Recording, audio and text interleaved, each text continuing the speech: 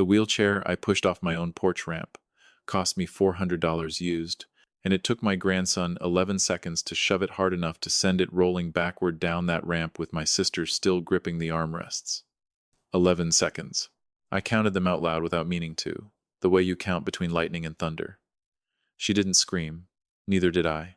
The strange part is that everybody standing in that driveway had just watched a 67-year-old man stay so calm, you'd have thought I was standing in church. I didn't raise my voice. I didn't raise a hand. Even watching my sister's chair tip backward off the edge of poured concrete, I'd mixed myself 20 years ago. Nobody in that yard understood how a man could keep his hands so still. And nobody could have guessed that stillness would end with me picking up a garden hose and turning it, very calmly, on a brand new Cadillac Escalade. 10 years ago, if you'd told me I'd do something like that, I'd have laughed you off my property. I've spent my whole life being the man who catches things before they fall, not the man who lets them go. If you've ever swallowed something so many times you forgot you had a voice at all, this one's for you. Before I go on, do me a kindness and hit that subscribe button, and tell me down in the comments what state you're listening from tonight. Now let me tell you how a wheelchair ended up on its side in my driveway. My name is Harold Ferris. I'm 67, and I spent 31 years running the parts counter and then the whole service department at a Ford dealership outside Tulsa, Oklahoma. I know the sound of a bad wheel bearing the way other men know their own kids' voices. I retired 4 years ago with 2 new knees, a hearing aid I pretend I don't need, and hands that still smell like brake cleaner no matter how many times I scrub them. I live in a stone ranch house in Broken Arrow that my late wife Diane and I bought back in 1988, back when the whole street was still red dirt and promises. She's the one who planted the crepe myrtle by the mailbox. I'm the one who poured that driveway and built the wheelchair ramp with my own 2 hands the year my older sister Faye moved in with us for good. Faye's 71. She had a stroke 8 years ago that took the strength out of her right side, and most of her patience for people who talked to her slow, like her mind went soft along with her leg. It didn't. Faye Ferris could still balance a checkbook faster than a calculator, and she raised me half the time our own mother worked double shifts at the glass plant. When Diane passed 3 years ago, cancer that moved through her like a grass fire, it was Faye who sat with me those last nights. It was Faye who reminded me to eat. So when the doctor said she needed full-time care, there wasn't a question in my mind. I built the ramp. I widened the bathroom door. I learned to help her transfer from bed to chair without either one of us feeling ashamed about it. Sunday dinners became the thing that held our little family together, same as they always had, just with one more chair pushed in at an angle for her wheels. My daughter Marissa is 34, works as a dental hygienist, sweet as her mother, tired in a way I didn't used to see in her. She used to come every single Sunday. Somewhere along the way, she started coming every other one, then every third, always beside her husband Trent, and always a half step behind whatever mood he brought in the door with him.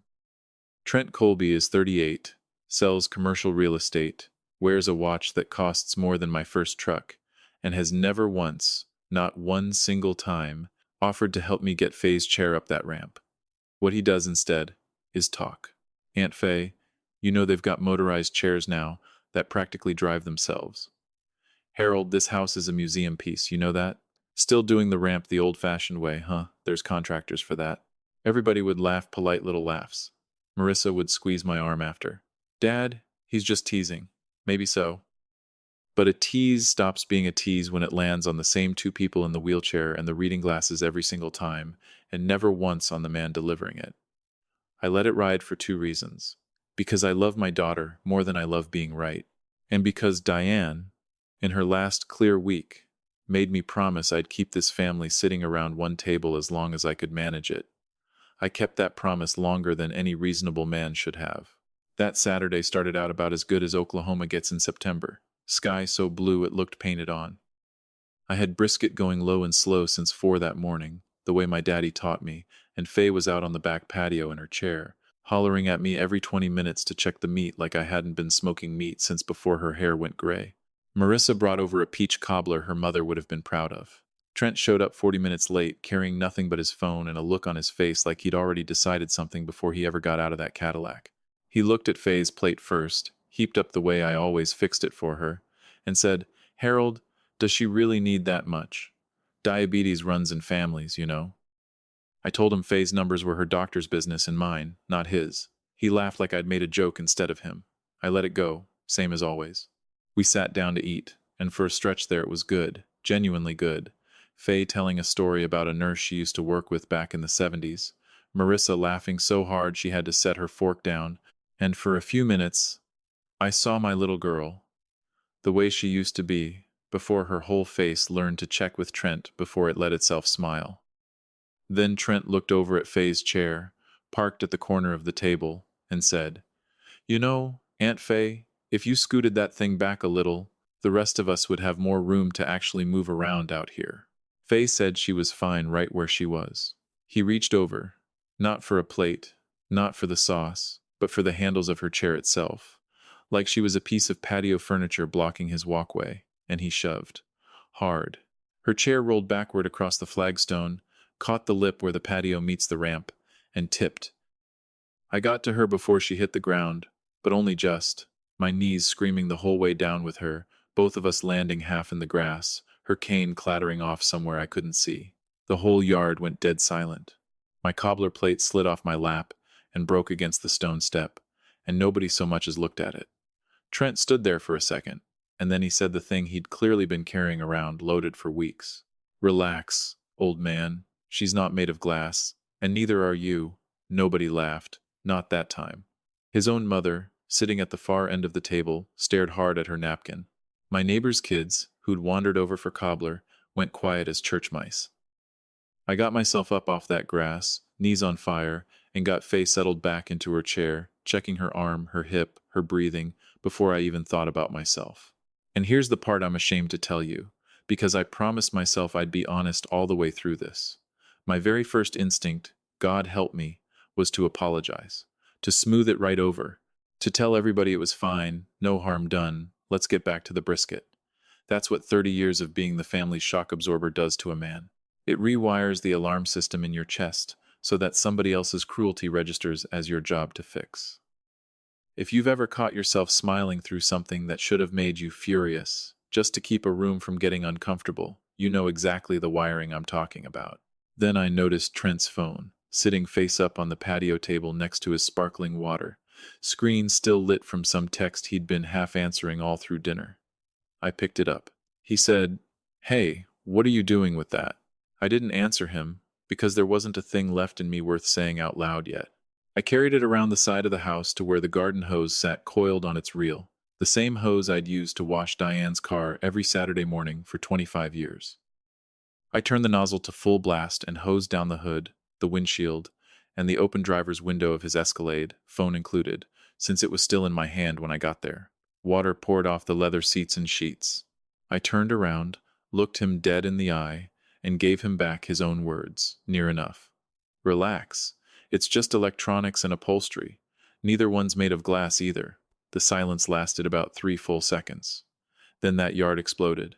Trent sprinting over, yelling things I won't repeat in front of my sister, yanking his door open like the water might still be savable, staring into his own front seat like volume alone could dry out leather. His mother gasped. His father wouldn't lift his eyes off the ground. And my daughter, my own Marissa, spun around on me with her face gone white, and said, "Dad, what is wrong with you?" And there it was, the actual wound of that whole afternoon, and it had nothing to do with a truck full of water. Faye had nearly hit concrete. Years of small cruelties had piled up right there in the grass. And not once, not one single time, did my daughter ask her father or her aunt if we were all right. The only casualty she could see was a wet dashboard. I got Faye's chair squared away, got her inside, got her a glass of water, and her blood pressure checked twice with the cuff I keep in the hall closet, because that mattered more to me in that moment than every other person in that yard put together. Once I knew she was steady, I told everybody it was time to go home, and I meant my home, not theirs. Nobody argued with me. Backing my truck down the driveway, I caught one last look in the mirror, Trent standing in a puddle of his own making, Marissa with her arms wrapped around herself like she was cold in 90-degree heat. I should have felt sorry. Instead, I felt tired. Not old man tired. The other kind. Her voicemail came through on the truck speakers 20 minutes later, out on the highway, her voice shaking. "Dad, you have no idea what you just started." I played it twice sitting in my own driveway before I went in. She was right about one thing. I didn't have any idea yet. I was about to. For 2 days, nobody called to check on Faye. Nobody asked if her hip was bruised, if she'd slept all right, if the fall had scared her worse than she was letting on. What I got instead were 3 text messages, and I want to read them to you the way I read them at my own kitchen table, because the messages are the whole story by themselves. Saturday night, 8:42. You need to pay for Trent's phone and the detailing on his truck. Sunday morning. Dad, this is embarrassing. His parents saw the whole thing. Sunday evening. Trent says, if you apologize and cover the damages, we can put this behind us. Put this behind us. I sat there with coffee gone cold in front of me, reading those 3 messages over and doing the arithmetic on everything that wasn't in them. Not one word asking, is Faye okay? Not one word asking what happened before the part they saw. The house got quiet the way a house gets quiet when you've had somebody's whole self inside it for 30-some years and then all at once you're the only heartbeat left echoing off the walls. Faye's oxygen concentrator hummed from her room down the hall. The old kitchen clock ticked the way it always had. Outside, wind knocked the smoker lid against its hinge, and Diane used to holler that thing would end up in Kansas if I didn't latch it right, and for a second I almost smiled, and then I didn't. Her chair at the table sat empty across from mine, same worn cushion, same little burn mark on the arm from a cigarette she quit 30 years before I met her and never let me forget she'd beaten. By Monday, a cousin of Trent's had posted something online about elderly folks who can't control their tempers anymore, no names, but everybody in that family group chat knew exactly who it was aimed at. Trent's mother shared some quote about grace and forgiveness underneath a picture of a sunrise. One of Marissa's coworkers commented under it, "Guess some people just get mean when they get old." I turned that word over in my head longer than I care to admit. Mean. Then I did what a man who's spent his whole life fixing things does when the feelings get too loud to sit with barehanded. I went looking for something broken. The latch on Faye's shower grab bar had been loose since spring, so I got my tools out, sat on a stool in that little bathroom, and took the whole bracket apart, dropped a screw, spent 10 minutes hunting it across the tile floor, muttering words Diane would have fined me a quarter apiece for, while the same film played behind my eyes on a loop, the chair tipping backward, Trent's mouth saying old man like it was an insult he'd been saving up, Marissa's face asking me what was wrong with me instead of asking Faye if her hip hurt. Around 3 that afternoon, my neighbor Dale Whitfield showed up in my open garage door. Dale's 74, retired from the county road department, walks a fat old beagle twice a day whether that dog wants to go or not. He'd been at plenty of our Sunday dinners over the years, especially after Diane passed. Always showed up Thursdays with 2 gas station coffees and some story about a fender bender he'd witnessed. "You busy?" he asked. I held up the grab bar bracket, trying to save a $12 part from the trash. He nodded like that answered everything, stepped inside, and put both hands in his coveralls pockets, which worried me some, because Dale Whitfield is a man who can talk to a stop sign for 20 minutes, and right then he looked like he'd rather be anywhere else on earth. "Been chewing on Saturday," he said. "Haven't we all?" I said. He didn't smile back. "Harold, that wasn't an accident with Faye's chair." I set the screwdriver down. "I know," I said. "No," he said. "I mean, I watched it clean as day." He looked right at that chair before he grabbed the handles. Wasn't reaching for anything. He was aiming. Something cold went walking through my chest right then. Suspecting a thing is one weight. Hearing your neighbor of 20 years say it out loud in your own garage is a different weight entirely. Dale glanced toward the street like he half expected that Escalade to roll up right then. He took a breath and gave me the rest of it. "Back in June," he said, "I was walking Biscuit past your place around supper time. Trent was out front on his phone, pacing, talking loud enough I couldn't help but hear some of it. What piece did you catch?" I asked. And my neighbor of 20 years looked me square in the eye and repeated my own son-in-law's words back to me. "Once the old man and his sister are settled somewhere with round-the-clock care, this whole lot is getting listed, and we'll finally have the money for the lake house Marissa keeps talking about." For a second, I genuinely thought I'd misheard him. My hearing's not what it was. Words get lost in noisy rooms on me all the time, but we were standing 3 feet apart in a dead quiet garage, and I heard every syllable clean. I laughed once. Not because a single thing about it was funny, but because a body doesn't always know what else to do with news like that. My house. The house Diane and I paid off one overtime shift at a time. The house Faye had lived in, been loved in, been cared for in since her stroke. Already itemized, already spoken for.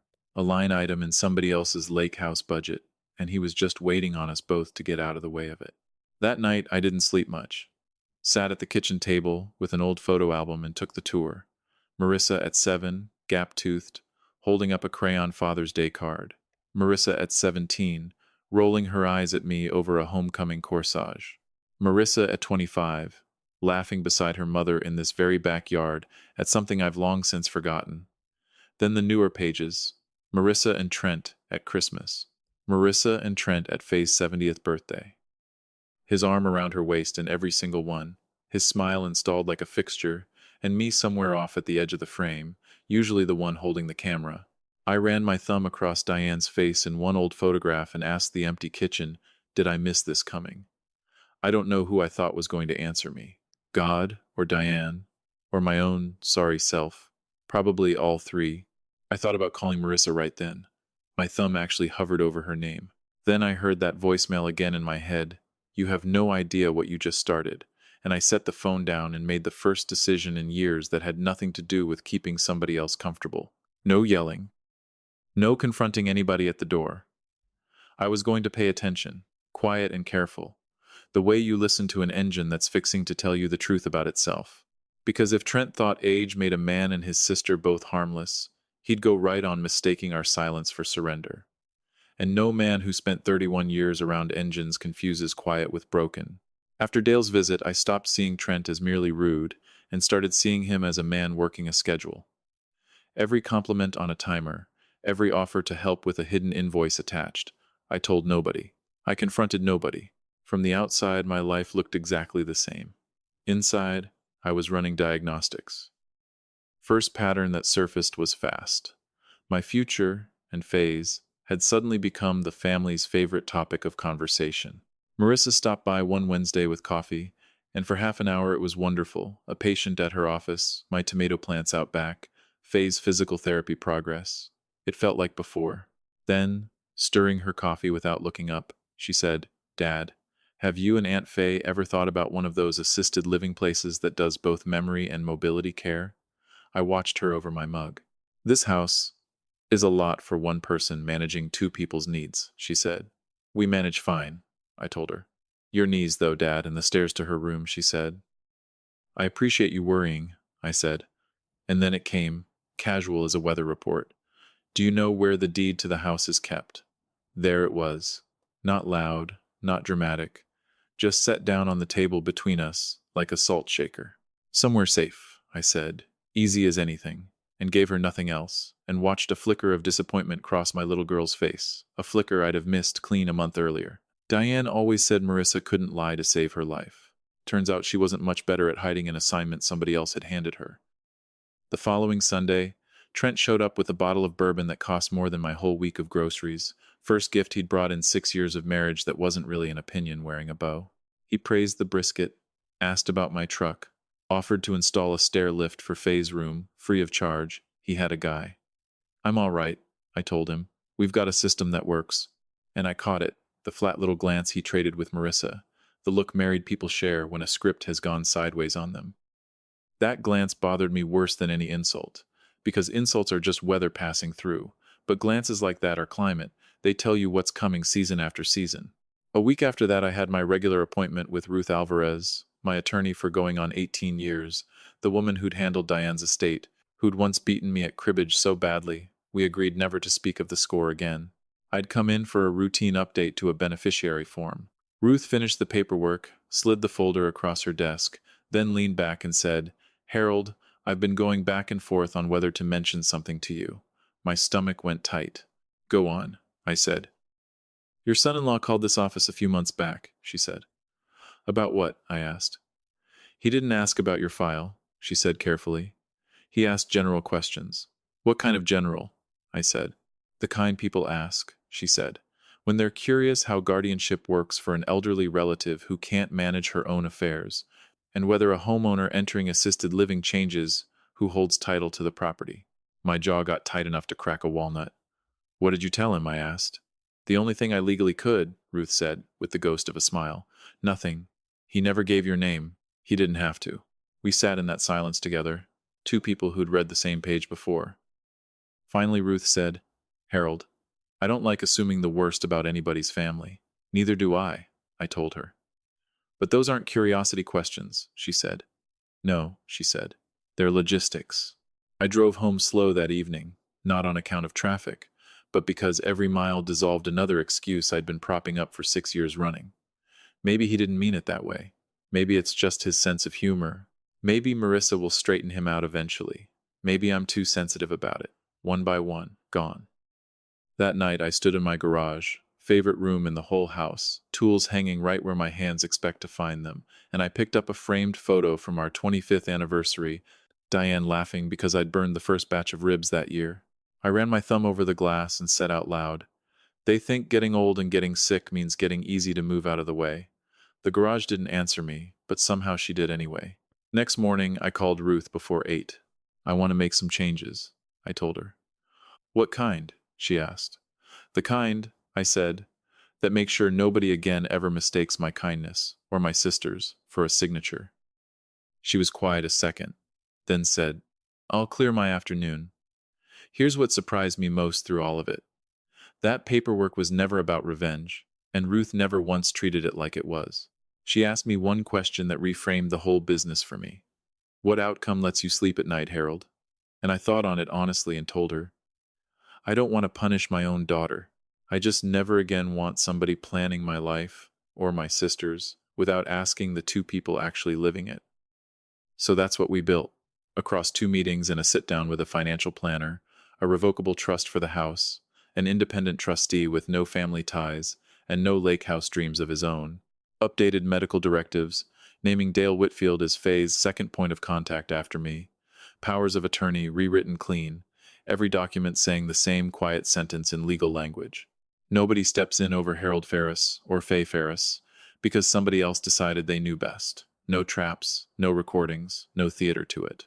Just 2 grown adults locking their own front door properly for the first time in years. And I'll tell you something odd. The day those papers got signed, Trent got smaller in my head. For the first time in months, my world grew back out past the edges of him. Dale showed up one Thursday with 2 coffees and one question. You still got that 66 Mustang up on blocks in the back of your garage? Needs a clutch, I told him. There's a swap meet out in Broken Arrow this weekend, he said, and shrugged the way men our age do when they're being careful with each other's loneliness without saying so. Maybe it's time, he said. I almost said no, out of pure habit. Then I heard Diane clear as the radio. You're allowed a hobby too, Harold Ferris. The following Saturday, Dale and I stood in a gravel lot full of old Fords and Chevys and more stories than sheet metal, drinking bad coffee while strangers argued carburetors like it was foreign policy. Nobody asked what my watch cost. Nobody eyed the truck like it belonged in a museum instead of a driveway. One gray-haired fellow spent 20 minutes telling me about restoring a fair lane with his granddaughter. Driving home, I realized I'd laughed more in 4 hours than in the 4 months before it. The week after, I started volunteering Tuesdays at a shop downtown that fixes up donated cars for disabled veterans, brakes, alternators, the occasional transmission that had no business still running. Came home greasy every Tuesday evening and lighter every Wednesday morning. Funny thing about helping strangers, it reminds you you're still worth something at the exact moment your own family seems to have forgotten it. A month after that Saturday, Marissa called. Where have you been? She asked. Around, I said. You've been hard to reach lately, she said. Been busy doing what? Exactly. Little bit of fishing, little bit of volunteering, some work on the Mustang, I told her. A pause on her end. You never told me about any of that, she said. You never asked, I said.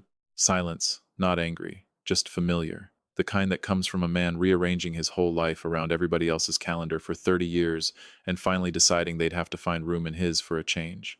One evening after supper, without planning it, I pulled a legal pad across the kitchen table and wrote my daughter a letter. Not an angry one, not a lawyer's one. A true one, about her mother, about how scared I'd been of losing Marissa ever since Diane died, about why I'd swallowed every little cruelty aimed at me and at Faye both, because I'd convinced myself standing up for us was the same thing as losing her for good. and near the bottom my pen wrote a sentence that surprised even me. I never needed you to choose between your husband and your family. I only needed you to notice when somebody treated your father and your aunt like we didn't matter anymore.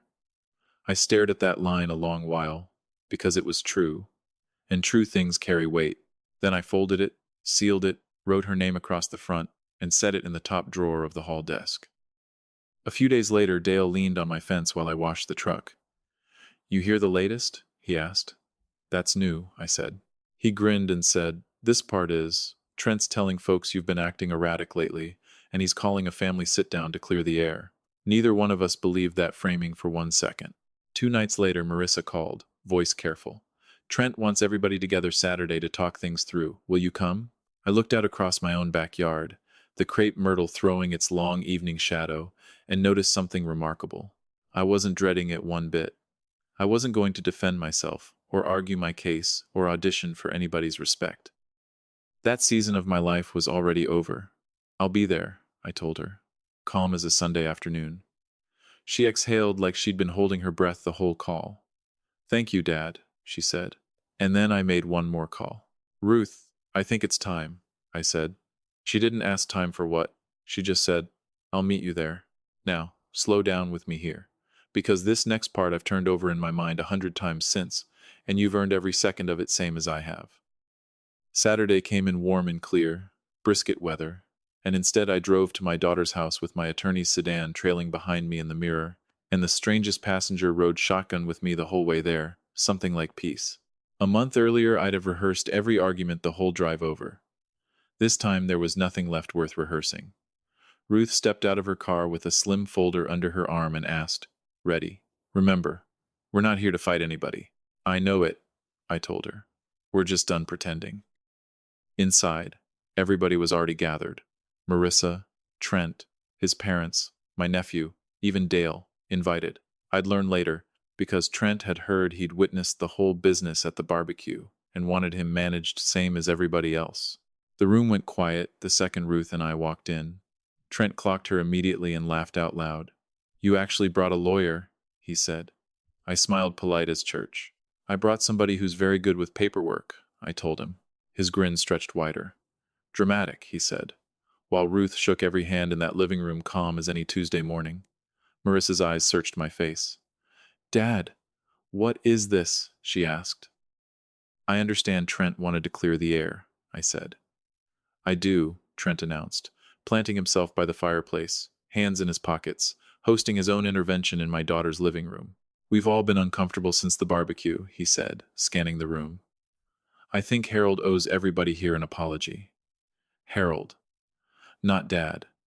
Not even Mr. Ferris. Funny how respect walks itself out of a family one word at a time, same as it walked in. Ruth glanced at me. I gave her the smallest nod, and the folder opened. "What is that?" Trent said, smile still holding steady on his face. Ruth's voice was the same one I'd heard across her desk for 18 years. Level, unhurried, inevitable as weather. "Mr. Ferris asked me here because certain misunderstandings have developed regarding his and his sister's estate and their future care," she said. Trent laughed once. "What estate?" he said. Ruth didn't look up from her papers. "Over recent weeks," she said, "we've completed a comprehensive plan, a revocable trust for the property, one folder onto the coffee table, updated medical directives, naming a designated caregiver contact, second folder, revised powers of attorney assigning an independent trustee. Third folder." The room's temperature dropped about 10 degrees. Marissa blinked. "You did all that," she said. "I did," I told her. "I didn't know," she said. "I know you didn't," I said gently. Trent crossed his arms. "I don't see why we're even discussing this," he said. Ruth looked directly at him for the first time all afternoon. "I think you do," she said, and for one whole moment his smile actually stopped. Ruth folded her hands. "Some months back," she said, "a caller reached my office asking general questions." Marissa frowned. "What questions?" she said. Ruth kept her eyes on Trent. "About guardianship," she said. The word landed in that room like a dropped wrench on concrete. "About how an elderly homeowner's title changes hands once he enters assisted living," she said. Silence. About whether a sister with mobility limitations could be moved into care without either sibling's direct input, she said. Marissa's head turned toward her husband, slow as a door swinging shut on its own weight. You called my dad's attorney, she said. Those were hypothetical questions, Trent said, too fast. I'm sure they were, Ruth said pleasantly. I work in commercial real estate, Trent said, louder now. Plenty of people in real estate ask, Ruth agreed. They don't typically phone their father-in-law's personal attorney to ask how disabled women lose their independence. Nobody breathed. Trent's father studied the carpet like there was an answer stitched into it. His mother's hands went white-knuckled in her lap, and my daughter stared at her husband like a stranger had just unzipped his own face right there in front of her. Why? She whispered. Trent threw his hands up. You're all making this sound worse than it is, he said. I was planning ahead. For what? Marissa said, and her voice cracked straight down the middle. For our future, he said, and my daughter took one slow step backward, physically backward, away from her own husband, and said the sentence I will hear echoing for the rest of my natural life. My father's future, and my aunt's, is not your financial plan. The ceiling fan turned overhead. Nobody moved a muscle. Trent scanned that whole room for reinforcements, his parents, my nephew, and found nothing waiting for him but floorboards and folded hands. And then Dale Whitfield, 74 years old, cleared his throat from the corner of the room. I saw that chair get shoved, he said, and every head in the room turned toward him. Wasn't an accident, he said. That's ridiculous, Trent snapped. Dale didn't raise his voice one bit. Men like Dale never need to. I've known Harold 20 years, he said, looking Trent dead in the eye. You looked right at that chair, then you grabbed the handles and shoved. And into the longest silence of that whole afternoon, Dale added the rest of it. And I heard you back in June, out in front of the house. Trent's face lost its color by degrees, like a screen slowly dimming out. Once the old man and his sister are settled somewhere with round-the-clock care, Dale recited, this whole lot is getting listed, and we'll finally have the money for that lake house. Marissa turned back to her husband one last time, and her voice came out barely above a whisper. You told me that was just a joke about downsizing someday, she said. Everyone's blowing this so far out of proportion, Trent said. No, she breathed. It wasn't a joke at all. And that's when I stood up, not out of anger, because I wanted every last person in that room to hear this next part at plain conversational volume. I didn't come here today to embarrass anybody, I said. I came because I spent nearly 40 years building a life with my wife, and the last few with my sister leaning on me the way I once leaned on her. I looked straight at my daughter. I wanted my retirement to be about fishing and old cars and Sunday dinners with the people I love, I said. Instead, I found myself checking whether I needed to defend my own front door and my sister's safety from somebody sitting at my table. Nobody interrupted me. I never cared about the truck or the phone, I said, turning to Trent. I cared that you found it funny to humiliate an old man and a disabled woman in the same afternoon. And I cared even more, I said, turning back to the whole room, that somewhere along the way I let myself believe keeping the peace meant accepting disrespect as the cost of admission. I was wrong about that for a long, long time. The silence that followed wasn't awkward, and it wasn't tense either. It was just honest, maybe the first fully honest silence that family had shared in years. Ruth quietly closed her folder. I believe our business here is concluded, she said. Nobody stood in our way at the door. Behind me, Marissa said one single word, Dad. I turned around, and my daughter stood there with 100 sentences jammed up in her throat, none of them able to get loose, and then she simply started to cry. I gave her a small, sad smile and walked out into the sunlight. In the driveway, Ruth asked how I was feeling. I started the truck and hunted around for the right word. Lighter, I told her. She nodded like a woman who'd seen that particular weather pattern plenty of times before. That's what happens, she said, when people finally put down things that were never theirs to carry in the first place. Life didn't turn to sunshine and easy mornings after that meeting, not all at once. Real life never works that fast. I still woke up at 5:30 out of habit. My knees still complained on the stairs. Diane's chair still sat empty across the kitchen table some mornings. Some things don't change just because you've finally told the truth out loud. 3 days later, Marissa called. I let it ring through, not out of spite. I just didn't have the words ready yet, and went out to check on phase therapy exercises instead. A week after that, she knocked on my door in person. She looked worn thin, dark circles, hair pulled back fast, no armor left on her at all. She looked like the little girl who used to come home swallowing back tears after a lost softball game. "Can I come in?" she asked. "Of course you can," I told her. I made coffee. She sat down across from me at the table, and neither of us touched our cups for a good 5 minutes. Then she said, "I didn't know, Dad." "I believe you," I told her, and I meant it. "But that's not the whole truth," she said, staring down into her cup. I heard the little comments over the years. I saw him look at Aunt Faye like she was in the way. I just kept telling myself it was small stuff. "It was," I said softly. "One at a time," she said, looking up at me finally. But together they were a whole direction, and I never once stopped it. I should have stopped it years ago, Dad. I put my hand over hers on the table and told her the truest thing I had left in me. "You loved your husband," I said. "I still do," she whispered. "I know," I said. "And I love you too." "I know that," she said, and cried the quiet kind of crying that comes from setting a heavy thing down for the first time in a long while. 2 weeks after that, she was back, angry this time, though not at me exactly, more at the wreckage all around her. "Trent says everybody ganged up on him at that meeting," she said. I nodded. "He says Dale exaggerated the whole thing," she said. "I see," I said. "He says your lawyer ambushed him on purpose," she said. I said nothing to that. And then the question she'd actually driven over to ask me.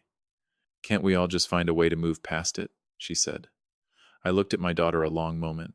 Then I walked over to the hall desk, opened the top drawer, and took out that envelope with her name written across the front. "I wrote you this a while back," I told her. She reached for it, and I drew it back gently. "Not yet," I said. Her face fell. "Dad, why not?" she said. "Because you're not ready for it yet," I told her. "And because right now, sweetheart, you're still trying to manage everybody else's pain except your own." She wiped at her eyes. "I don't know what I'm supposed to do," she said. "You don't have to solve all of it today," I told her. She hugged me tight at the door on her way out, and neither one of us said his name out loud once. Another month turned over. Summer leaned into a real Oklahoma fall, crepe myrtle going bare at the edges. Tuesdays still belonged to the veteran's garage. Saturdays belonged to swap meets and coffee with Dale. Faye's therapy was going better than it had in a year, her grip strength up, her spirits better than I'd seen since her stroke. And for the first time since Diane died, I wasn't just passing my days anymore. I was spending them on purpose. Then, one cool October afternoon, a third knock came at my door. Marissa stood on the porch alone, and something in her face had settled, gone calmer, older, cleaner somehow. She sat down across from me and said 2 words. "I left," she said. I didn't ask her for details. She gave me the one that mattered anyway. "I asked him one single question," she said. "I asked if he would have shoved Aunt Faye's chair that day if my mother were still alive to see it." She gave me the saddest little smile I've ever seen cross her face. "He couldn't answer me, Dad," she said. Not one word. I closed my eyes for a second, mostly for Diane, and then Marissa said the sentence that told me my daughter had finally come all the way back to me. "I spent years calling it keeping the peace," she said, "but all I was really doing was asking you and Aunt Faye to carry the whole weight of it alone, and then she surprised me." She stood up, walked to my refrigerator, and pulled out a butcher paper package. "2 racks of ribs," she said. "I stopped by the market on the way over. You planning on cooking supper?" I asked her. "If you'll let me help," she said. And for the first time since her mother passed, somebody stood beside me at that smoker instead of waiting at the table for me to bring it out to them.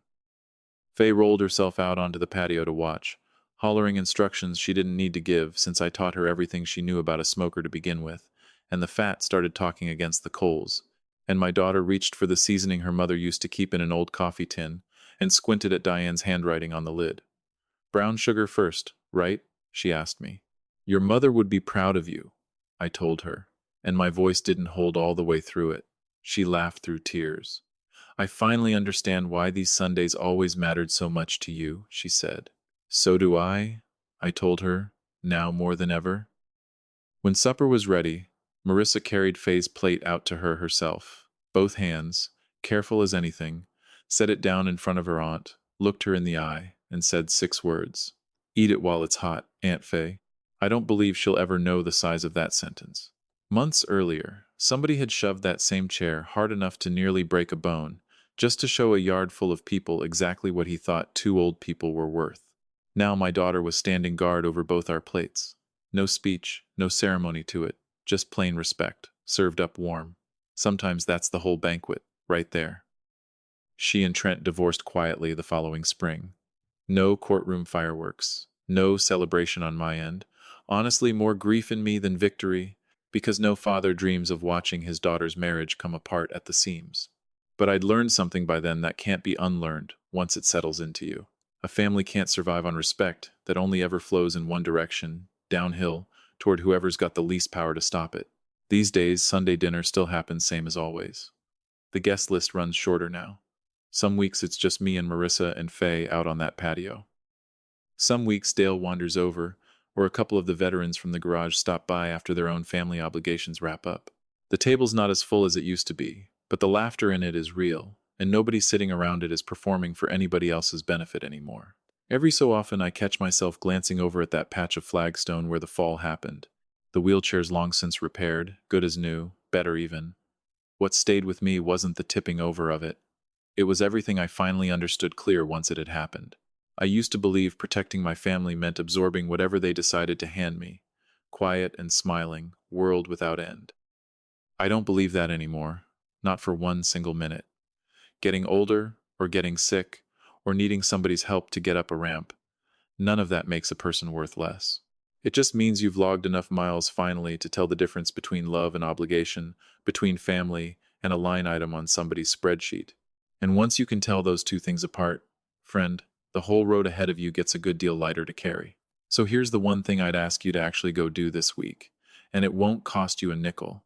Next time somebody's little joke lands on the same person twice, say one calm sentence back to them, out loud, in front of whoever's listening.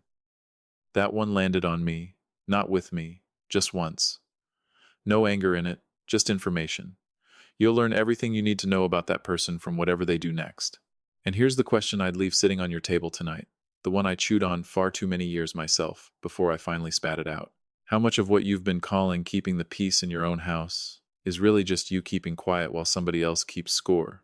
Now it's your turn, because I've second-guessed that garden hose 100 times since.